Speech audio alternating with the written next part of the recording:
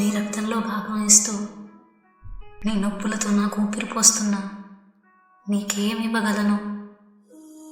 అయినా సరే నీ కడుపుని తనుతూ నీ పాదాలు నీకు ఈ రోజు ప్రమాణం చేస్తున్నాయి.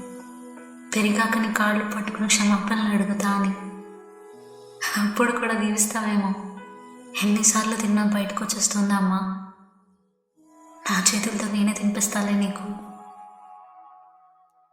నిద్రలేని ఎన్నో రాత్రులకి నేను నా ఒళ్ళో పడుకోబెట్టుకొని జోలు పాడుతూ నిద్రపుచ్చి చెప్పనా నా కృతజ్ఞతలు.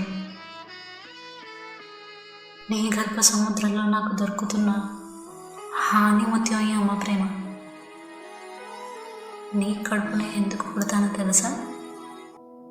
పోయిన నీ అమ్మని కనుక నా కూతురికి కూతురిగా పుట్టి నా అమ్మ ప్రేమతో నేను మళ్ళీ బాగా చూసుకోవడానికి భూమి మీదకి వచ్చేస్తున్నా.